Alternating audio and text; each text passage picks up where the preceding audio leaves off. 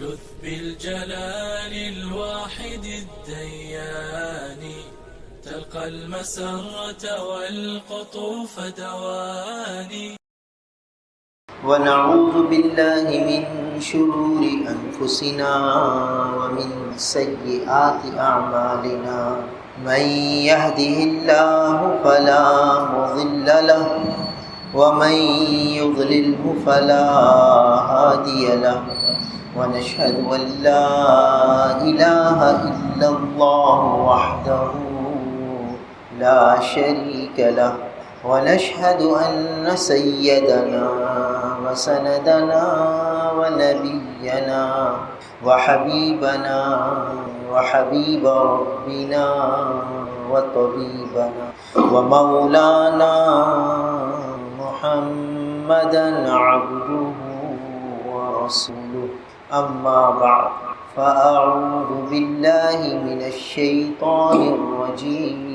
بسم الله الرحمن الرحيم. أرأيت الذي يكذب بالدين فذلك الذي يدع اليتيم ولا يحض على طعام المسكين فويل للمصلين الذين هم عن صلاتهم ساهون الذين هم يراءون ويمنعون الماعون.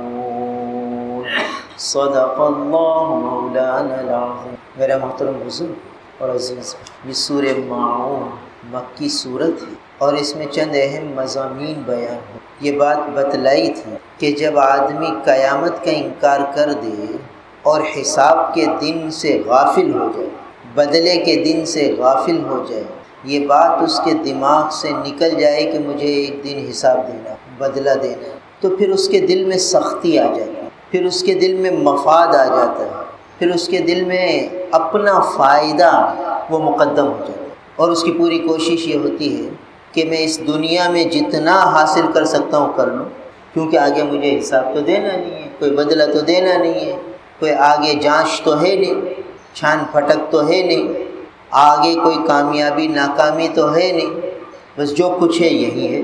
لہٰذا وہ یہاں کے فائدے کی خاطر ہر قسم کا کام کرنے پر تیار ہو، اپنے تھوڑے سے نفع کی خاطر دوسرے کے بڑے سے بڑے نقصان کو گوارا کرو، تھوڑا سا فائدہ اپنا، حتیٰ کہ فائدے کی امید ہو، موہوم فائدہ ہو تو موہوم اور خیالی فائدے کی خاطر دوسرے کو یقینی نقصان پہنچا دے. اس کو یہ ڈر نہیں ہوگا کہ میں فلاں کو یقینی نقصان پہنچا رہا ہوں، میرا تو ایک فائدہ خیالی ہے، ایک موہوم ہے، ہو بھی نہ بھی ہو، مگر یہ کہ میں یہ کام کروں گا تو فلاں کا تو یقینی نقصان ہے، تو اسے یہ پرواہ نہیں ہو، کیونکہ آخرت تو ہے نہیں اس کے سامنے، بدلے کا دن تو ہے نہیں، تو اس کے دل میں قساوت آ جاتی، سختی آ جاتی. تو یہ بات یہاں سمجھائی جا رہی ہے، بتائی جا رہی ہے کہ ارأیت الذی یکذب بالدین، کہ آپ نے دیکھا اس شخص کو جو بدلے کے دن کو جھٹلاتا ہے، جو یہ کہتا ہے کہ کوئی بدلے کا دن نہیں ہے، کوئی حساب نہیں ہے، کوئی کتاب نہیں ہے، کوئی قیامت نہیں ہے، سب ایسی باتیں.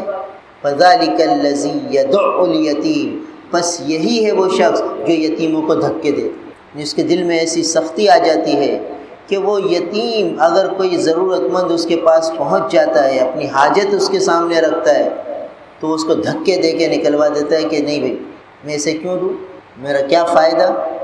اور وہ کسی کو کچھ دیتا بھی ہے تو اپنے فائدے کو مقدم رکھتا ہے، یعنی وہ یہ دیکھتا ہے کہ یہ میں دوں گا تو مجھے ملے گا کیا، اس فائدے کو مد نظر رکھتے ہوئے وہ کسی کے ساتھ معاملہ اور سلوک کرتا ہے.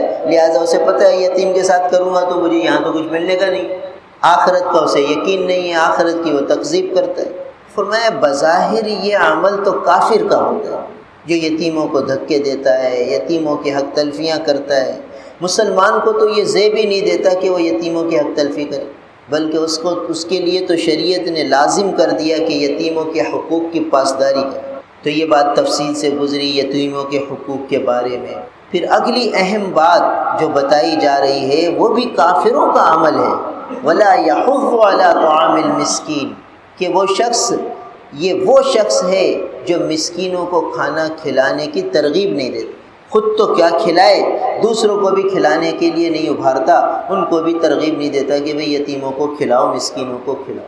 کھانا کھلانا یہ مستقل شریعت کا ایک حکم ہے، اور پھر مسکین کو کھلانا یہ مستقل ایک عمل ہے، اور شریعت نے اس کی بڑی ترغیب دی ہے کہ آدمی دوسروں کو کھانا کھلائے، کیونکہ کھانا ایک بنیادی ضرورت ہے انسان۔ تو آدمی یہ دیکھے کہ کون شخص کھانے کا مستحق ہے، کھانے کا محتاج ہے، کہ میں اسے کھانا کھلاؤں۔ اب حکم تو شریعت نے دیا ہے کھانا کھلانے، مگر آج ہمارے معاشرے میں ایک دوسرا طریقہ چل پڑا کہ کھانا تو کھلایا جا رہا ہے، مگر ایسے انداز سے کھلایا جا رہا ہے، ایسے طریقے سے کھلایا جا رہا ہے کہ جس سے عزت نفس مجروح ہوتی ہے۔ ایک عزت والا آدمی وہ اس بات کو کبھی گوارا نہیں کرے گا کہ ساری دنیا مجھے یتیم سمجھے، مسکین سمجھے، اور میں لوگوں کے ساتھ مل کر کھانا کھاؤں، جسے مختلف جگہوں پہ دسترخوان لگا دی، اور لوگ یوں سمجھتے ہیں کہ یہ بڑا اچھا کام ہو رہا ہے۔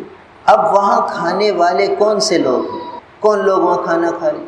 آپ جائزہ لیں گے تو پتہ چلے گا وہ لوگ جو محنت نہیں کرتے، جو نکھٹو ہیں، جو کام چور ہیں، جو اپنے گھر والوں کی ذمہ داریاں نہیں نبھاتے، ان کے بیوی بچے پریشان ہیں، وہ ان کی فکر نہیں کرتے، اور محنت مزدوری نہیں کرتے، گھومتے پھرتے رہتے ہیں، اور کھانے کا وقت ہوا تو وہاں دسترخوان پہ جا کے کھانا کھا لیا، نہ بچوں کی فکر، نہ بیوی کی فکر، نہ گھر کی فکر، اور اپنا اس طرح پیٹ پالتے رہتے ہیں۔ اور یہ لوگ سمجھتے ہیں کہ ہم تو بڑا خیر کا کام کر رہے ہیں، لوگوں کو کھانا کھلا رہے ہیں، بھائی لاکھوں لوگ کھانا کھا رہے ہیں اور لاکھوں لوگوں کا کھانے کا انتظام ہو رہا ہے۔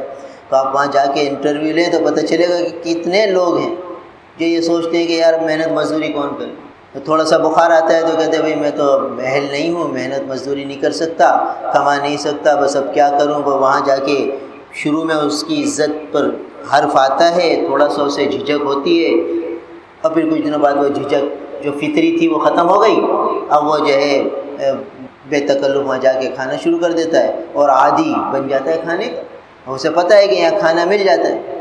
تو یہ اس طریقے سے جو کھانا کھلانے کا نظم ہے، دیکھنے میں بظاہر اچھا ہے کہ چلو بھئی لوگوں کا پیٹ بھرا جا رہا ہے، مگر غور سے دیکھا جائے تو اس میں قوم کو نکھٹو بنایا جا رہا ہے، ایسے لوگوں کی حوصلہ افزائی کی جا رہی ہے جو گھر در کو دیکھتے نہیں۔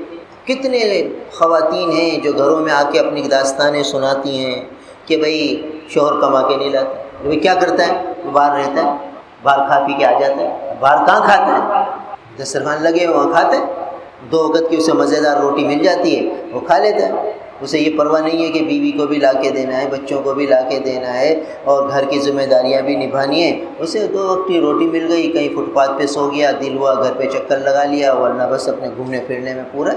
تو اس قسم کے کھانا کھلانے کی ترغیب نہیں دیتا اسلام کس قسم کے کھانا کھلانے کی ترغیب دیتا ہے؟ کیا کھانا کھلانے کی تعلیم دی ہمارے پیارے آقا نبی کریم صلی اللہ علیہ وسلم نے؟ سیرت کی کتابیں پڑھیں، رسول اللہ صلی اللہ علیہ وسلم کی تعلیمات مبارکہ کو دیکھیں تو پتہ چلے گا کہ کس قسم کا کھانا کھلانا ہے۔ روایت میں آتے ہیں کہ اللہ کے حبیب صلی اللہ علیہ وسلم فرمایا، جس کا مفہوم ہے کہ اگر تم گوشت پکاؤ نا تو شوربہ زیادہ کر دو۔ یہ نبی تعلیم دے رہے ہیں کہ گوشت پکاؤ تو یہ نہیں کہہ رہے کہ زیادہ پکا لینا، آدھا کلو کی جگہ 1 کلو پکا لینا، اور جو ہے اس میں مسالے زیادہ ڈال لینا، اور کڑھائی پکا لینا، اور یہ پکا لینا، اور وہ یہ فرما رہے ہیں کہ شوربہ زیادہ کر دینا۔ شوربہ کس سے زیادہ ہوتا ہے؟ پانی ڈال دینا، پانی ڈال کے جتنا پکا رہے ہو اتنا ہی پکانا، پانی بڑھا دینا۔ یہ نبی کی تعلیم۔ پانی بڑھا کے کیا کرنا کہ پھر پڑوس میں بھیج دینا، پڑوس میں کوئی بھوکا ہوگا، کوئی ضرورت مند ہوگا، کوئی مسکین ہوگا، کوئی یتیم ہوگا، کوئی ضرورت مند ہوگا، کوئی حاجت مند ہوگا، اسے کہیں دسترخوانوں پہ جانے کی ضرورت نہیں۔ ہر گھر ہر محلے کے آدمی اپنے گھر اڑوس پڑوس والوں کو پہچانے کہ میرے پڑوس میں کیا حال ہے کھانے پینے کا، بس وہ اپنے کھانے میں سالن شوربہ بڑھا دیں، اور شوربہ بڑھا کر اڑوس پڑوس والوں کا اکرام کریں۔ اب جس گھر میں کھانا پک رہا ہے، فرض کیجئے محلے میں 200 گھر ہیں تو 150 گھر میں کھانا پک رہا ہے، 50 میں نہیں پک رہا، 150 گھروں سے شوربہ بنا کر 50 گھروں میں بھیجا جائے تو بتائیے کیا ہو جائے؟ یہ ہمارے نبی کی تعلیم ہے۔ مگر یہ کون سمجھے اور کون سمجھائے اور اس میں کس کا نام ہوگا؟ کس کو پتہ چلے گا کہ بھئی یہ 1000 آدمیوں کا کھانا کر رہا ہے اور یہ اتنی ڈونیشن دے رہا ہے اور یہ اتنی امداد دے رہا ہے اور اس کی تصویریں چل رہی ہیں اور بھئی اس کے جو ہے وہ یوٹیوب پہ چینل چل رہے ہیں اور بھئی اس کے تو نام ہو رہے ہیں. یہاں تو کچھ بھی نہیں، یہاں تو کچھ بھی نہیں. تو ہمارے پیارے آقا نبی کریم صلی اللہ علیہ وسلم کی تعلیمات بڑی عجیب ہے کہ عزت نفس بھی مجروح نہ ہو، بوجھ بھی نہ پڑے کسی پر، اور ہر آدمی یہ کام کر سکتے. اب حضور صلی اللہ علیہ وسلم کی یہ تعلیم اگر ہمارے معاشرے میں زندہ ہو جائے تو کسی گھر میں کھانے کی تنگی نہ رہے اور کسی کی جیب پر بوجھ بھی نہ آئے کہ کھانا تو ہر ایک کے گھر میں پک رہا ہے، تو تھوڑا سا شوربہ بڑھا دو، شوربہ بڑھا دو. یہ نبی کی تعلیم. اشارہ یہ بھی مل رہا ہے کہ خود بھی سادے کھانے کا جو اپنے لیے پسند کرو اپنے بھائی کے لیے پسند کرو. گویا جب تم شوربے والا اس کو دے رہے ہو تو خود بھی شوربے والا ہاں، یعنی دوسروں کو دیکھ کر اپنی زندگی بناؤ. یہ نہیں کہ بھئی کڑھائی کھانی ہے اور بھنا کھانا ہے اور یہ کھانا ہے، سادہ کھانے پر آ جاؤ. یہ تعلیم ہے نبی کہ ہر مسلمان وہ سادہ کھانے کا جو ہے اس کا جذبہ ہو اور خود بھی سادہ کھائے، دوسروں کو بھی سادہ کھلائے اور شوربہ بڑھا دے تاکہ اہل محلہ کو اس میں سے بھیج دے اور اپنے گھر میں بھی کھانے کا انتظام ہو گیا، دوسرے کے گھر میں بھی کھانے کا انتظام ہو گیا. یہ ہے نبی کی تعلیم. تو اب دیکھ جائیے ہمارے معاشرے میں کیا حال ہے، کس طرح بے دردی سے معاملہ ہو رہا ہے.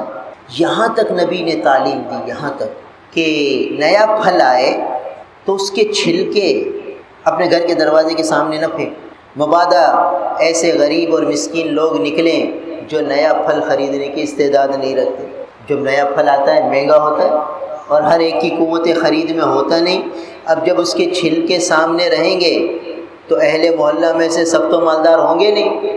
اب اہل محلہ کے بچے اس پھل کے چھلکے کو دیکھیں گے تو ان کا دل ٹوٹے گا کہ ہمارے پاس اتنا نہیں ہے کہ ہم یہ پھل لے سکیں.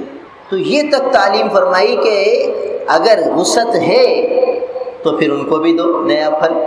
اہل محلہ کو، پڑوسیوں کو وسعت نہیں ہے، صرف اتنا ہی لے سکتے ہو کہ اپنے بچوں کو کھلا سکو، تو پھر اس کا اہتمام کرو کہ وہ چھلکے باہر نہ ڈالو تاکہ دوسروں کو پریشانی نہ ہو، دوسرے کے بچوں کا دل نہ ٹوٹے. یہاں تک تعلیم.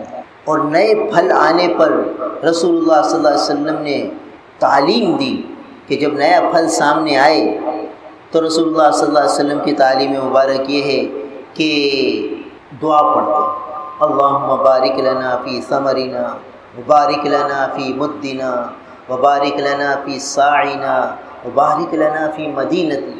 اے اللہ ہمارے پھلوں میں برکت عطا فرما دیجیے اور ہمارے ناپ اور تول ان پیمانوں میں برکتیں ڈال دیجیے کہ تھوڑا سا ہو مگر اتنی برکت ہو کہ سب کو پورا ہو جائے. لہٰذا دیکھ لیجیے پہلے تھوڑا سا ہوتا تھا سب کو پورا ہو جاتا تھا.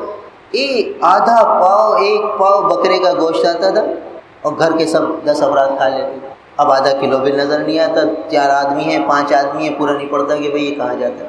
یہ تو ہم سب نے مشاہدہ کیا، یعنی آنکھوں سے دیکھا ہے کہ آپ 1 پاؤ 1.5 پاؤ آدھا پاؤ یہ تھوڑا سا آتا تھا اور سب گھر والے کھا لیتے تھے اور سب شکر ادا کرتے تھے کہ اللہ کا شکر ہے آج گوشت پکائے. تو رسول اللہ صلی اللہ علیہ وسلم دعا فرما رہے ہیں کہ اللہم بارک لنا فی ثمرنا وبارک لنا فی مدنا وبارک لنا فی ساعنا. اے اللہ ہمارے مد میں، ہمارے سا میں، یعنی جو ناپ اور تول کے پیمانے ہیں ان میں برکت دے دیجیے کہ جب ہم یہ آدھا پاؤ بھی گویا لے کر جائیں تو اس میں اتنی برکت ہو کہ سب گھر والوں کو پورا ہو. 1 پاؤ بھی لے کر جائیں تو اتنی برکت ہو کہ پورا ہو جائے. آج دیکھ لیجئے کلو 2 کلو بھی لے جاؤ تو برکت نظر نہیں آتی. اور حضور دعا فرما رہے کہ اللہ ہمارے پھلوں میں برکت دیجئے، ہمارے ان ناپ تول کے پیمانوں میں برکت دیجئے، وہ مبارک لنا فی مدینتنا، ہمارے شہروں میں برکت دیجئے. یعنی شہر کے اندر پیداوار ہو، اس کی فضا اچھی ہو، اس میں بیماریاں نہ ہوں اور جو ہے برکتوں والی روزیاں ہوں، ہمارے شہروں میں برکت دے دیجیے. نئے پھل پر حضور صلی اللہ علیہ وسلم یہ دعا پڑھتے تھے، اس پھل کو چومتے تھے، آنکھوں سے لگاتے تھے اور مجلس میں جو سب سے چھوٹا بچہ ہوتا تھا اس کو دے دیتے، جو سب سے چھوٹا. یہ نبی کی تعلیم.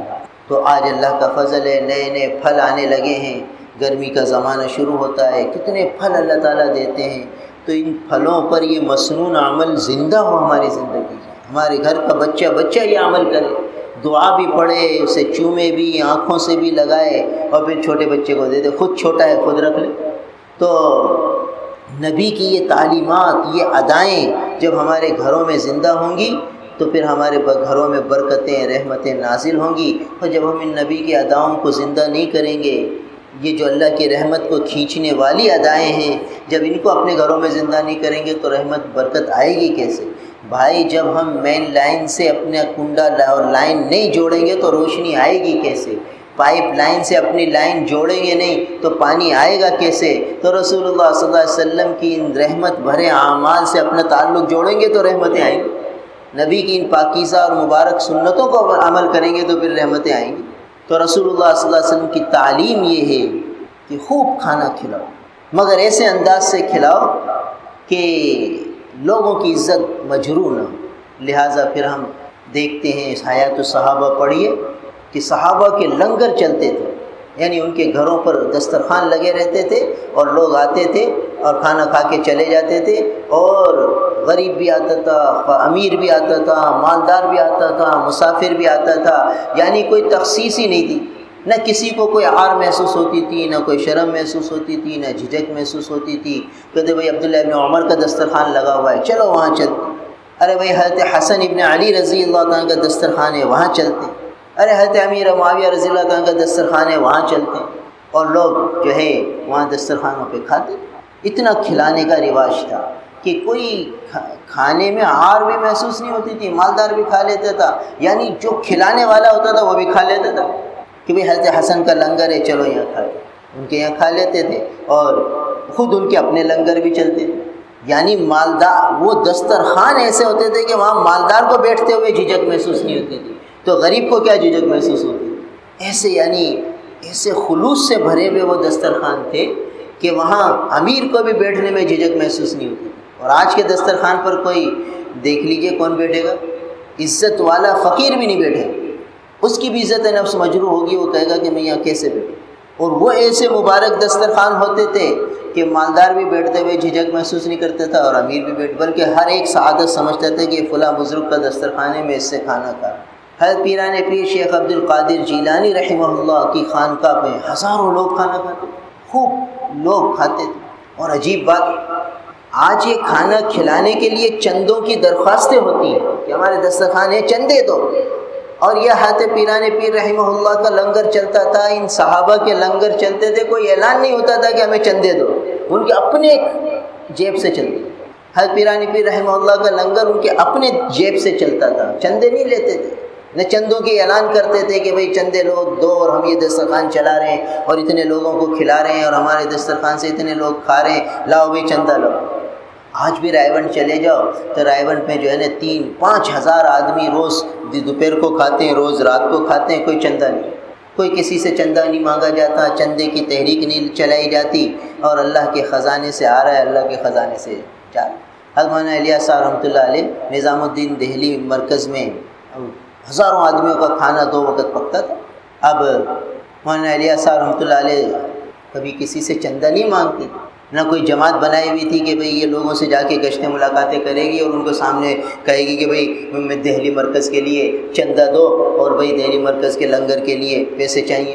مالداروں کے یہاں کوئی گشتیں ملاقاتیں ایسا نہیں ہوتا۔ حتیٰ کہ پھر حضرت مولانا الیاس صاحب رحمۃ اللہ علیہ کا انتقال ہو گیا تو مولانا الیاس یوسف رحمۃ اللہ علیہ اب امیر بنے، تو جو لنگر کے ذمہ دار ہوتے تھے، جہاں کھانا کھلانے کا جو لوگ ذمہ دار تھے، وہ حضرت کے پاس آئے اور حضرت سے عرض کرنے لگے کہ حضرت وہ بڑے حضرت تو چلے گئے، اور بڑے حضرت جب تک تھے تو ہمیں کوئی نہ جماعت بنانے کی ضرورت پیش آئی، نہ کسی کے پاس جانے کی ضرورت پیش آئی، تو اب ہم سوچ رہے ہیں کہ ایک جماعت بن جائے، تو وہ ایسے بے تکلف احباب سے جو حضرت کے تعلق والے ہیں ان سے ذکر کر دے اور اس طرح ترتیب بنا لیں۔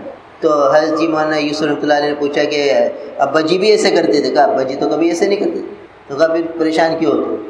دینے والا ہاتھ تو نہیں بدلا نا، لینے والا ہاتھ بدلا ہے، دینے والے ہاتھ تو وہی ہے، تو جب وہ ہاتھ دینے والا بدلا نہیں ہے، لینے والا بدلا ہے، تو لینے والا بھی جان۔ ہمیں ابا سکھا گئے کہ کیسے لینا۔ ہمیں مفتی اعظم پاکستان مفتی رفیع عثمانی صاحب رحمۃ اللہ علیہ رحمۃ واسعہ نے ہمیں مسلم شریف پڑھاتے تھے، تو ایک دن فرمانے لگے کہ دیکھو بھئی یہ جو دارالعلوم کا نظام چل رہا ہے نا، ہم کوئی چندے کی تحریک اللہ کے فضل سے نہیں چلاتے، کوئی درخواستیں نہیں دیتے کہ ہمیں چندہ دو اور ہمارے مدرسے میں ضرورت ہے اور یہ ہے اور وہ ہے۔ تو ہمیں ہمارے ابا جی نے ایک نصیحت فرمائی تھی کہ دیکھو بھائی، یہ جو مدرسہ ہے نا، یہ اللہ کا گھر ہے، اور یہ جتنے لوگ ہیں اللہ کے مہمان ہیں، انہیں اللہ نے بھیجا ہے، تو ان کی روٹی کی کفالت بھی وہی کریں گے۔ تو تمہیں لوگوں کے پاس جانے کی ضرورت نہیں ہے، اگر تمہیں ہاتھ پھیلانے ہیں تو بس ان کے سامنے پھیلانا، اور اگر کہیں سے کچھ نہ آئے تو دارالعلوم کو تالا لگا دیں۔ مخلوق کے سامنے ہاتھ نہیں پھیلانا، کوئی ضرورت نہیں ہے دارالعلوم چلانے کی، کوئی ضرورت نہیں ہے دارالعلوم چلانے کی، کوئی تم پہ فرض واجب نہیں ہے کہ تم دارالعلوم چلاؤ اور لوگوں سے چندے کرو اور لوگوں کے پاس جاؤ اور اپنی عزت نفس مجروح کرو۔ جب تک اللہ تعالیٰ کو چلانا ہوگا، اللہ تعالیٰ غیب سے انتظام کریں گے، تمہیں مانگنا ہو تو اللہ سے لینا۔ تو فرمایا کہ اس وقت سے آج تک ہمیں پتہ ہی نہیں چلتا کہاں سے آتا ہے کہاں خرچ ہوتا ہے۔ کروڑوں اربوں روپے حضرت نے دارالعلوم کی تعمیر میں لگا دیا۔ ایک اعلان کبھی البلاغ رسالے میں نہیں آیا، ایک اعلان کہیں نہیں آیا کہ بھئی مسجد کی تعمیر ہو رہی ہے، چندہ دو، اور بھئی جو ہے دارالاقامہ تعمیر ہو رہا ہے، چندے چاہیے۔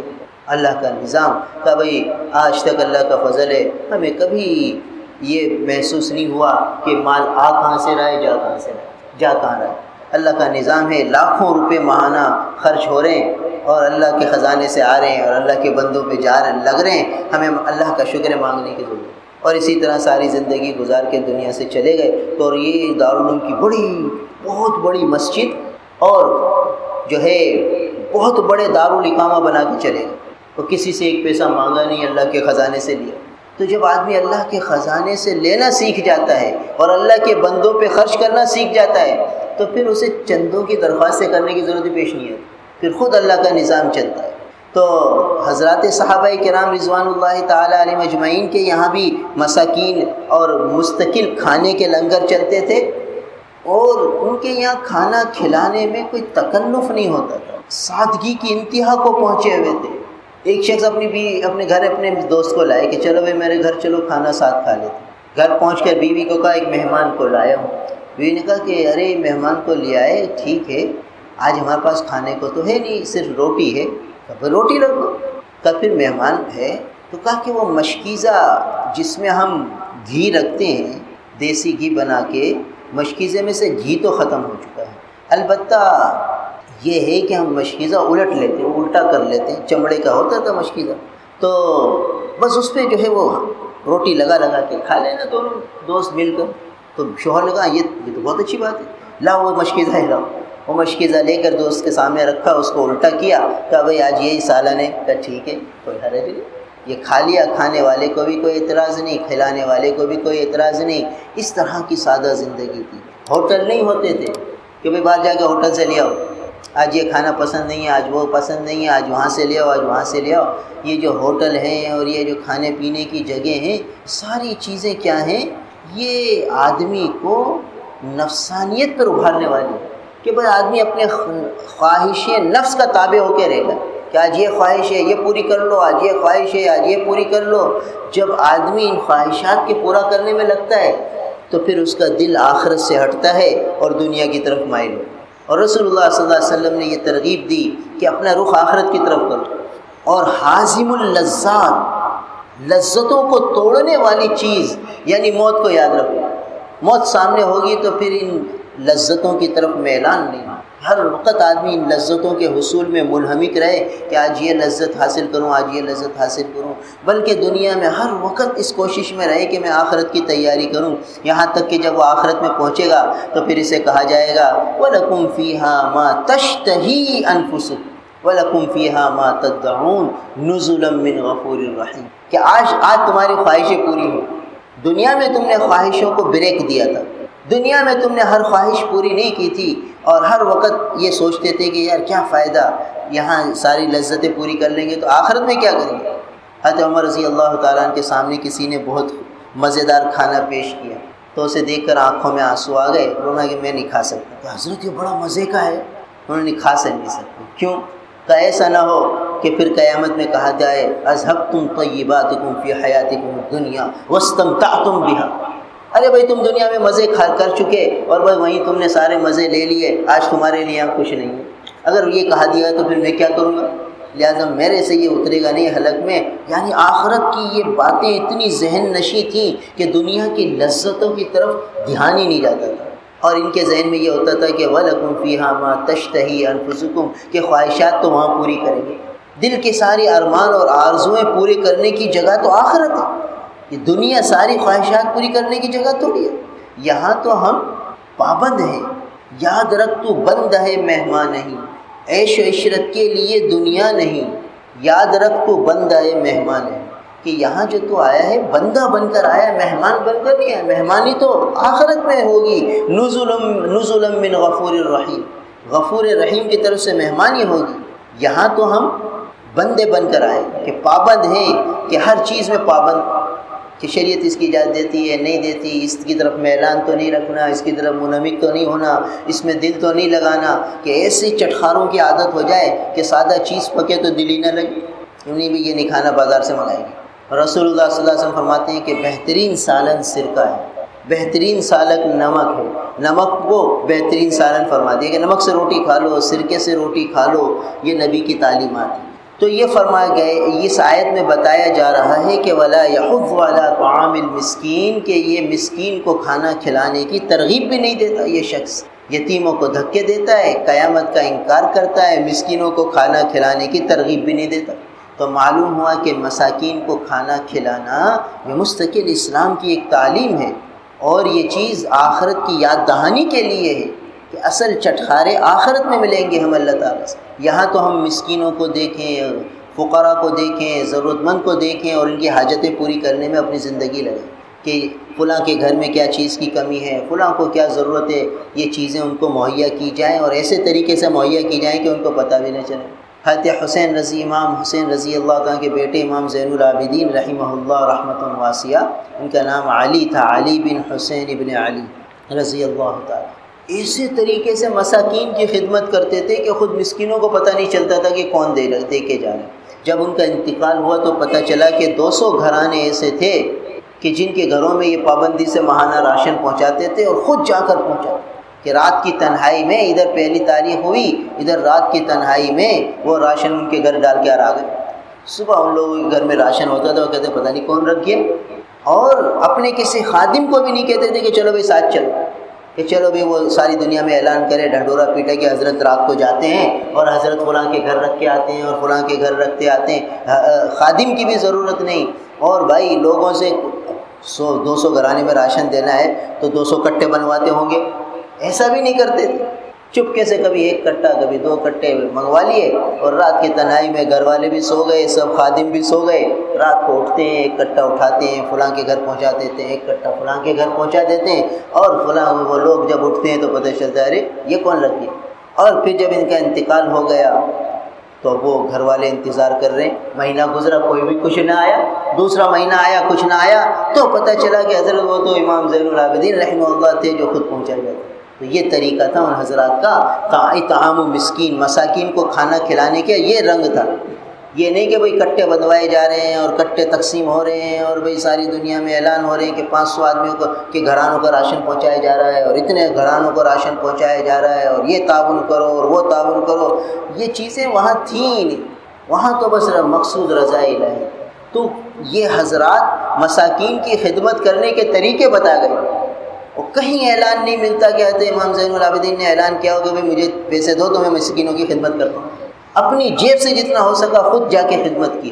اور آج بھی ہر ادارے بنے ہوئے ہیں، یہ بنے ہوئے ہیں، خدمتوں کے اشتہار آ رہے ہیں اور ہر آدمی ان کر رہے. ٹھیک ہے، جائز ہے، یہ نہیں کہ ناجائز ہے، مگر آپ یہ دیکھیں کہ اکابر اور اسلاف کا طریقہ طعام مسکین کا کیا تھا اور ہمارے یہاں کیا ہے.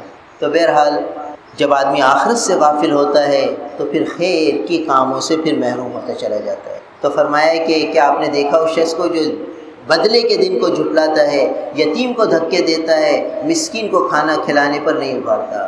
بس ہلاکت ہے ان نمازیوں کے لیے جو اپنی نمازوں کو بھول جاتے ہیں اور وہ ریاکاری کرتے ہیں اور جو عام استعمال کی چیزیں ہیں اسے بھی استعمال کے لیے لوگوں کو نہیں دیتے. اس پر کچھ کلام ہے، اگلے ہفتے بات ہو. الحمدللہ رب العالمین والعاقبۃ للمتقین والصلاة والسلام علی رسولہ محمد وآلہ واصحابہ اجمعین. اللہم انت السلام ومنك السلام تبارك يا ذا الجلال. ربنا لا تؤاخذنا إن نسينا واخطأنا. ربنا ولا تحمل علينا إصرا كما حملته على الذين من قبلنا. ربنا ولا تحملنا ما لا طاقة لنا به واعف عنا واغفر لنا وارحمنا أنت مولانا فانصرنا على القوم الكافرين. ربنا آتنا في الدنيا حسنة وفي الآخرة حسنة وقنا عذاب النار. اللهم إنا نسألك العافية ونسألك دوام العافية ونسألك تمام العافية ونسألك الشكر على العافية. اللهم لا تجعل الدنيا أكبر همنا ولا مبلغ علمنا ولا غاية رغبتنا ولا تسلط علينا بذنوبنا من لا يرحم. اللهم آت محمدا الوسيلة والفضيلة وابعثه مقاما محمودا الذي وعد. اللهم آت محمدا الوسيلة والفضيلة وابعثه مقاما محمودا الذي وعد. وصلى الله تعالى على خير خلقه محمد وآله وأصحابه أجمعين.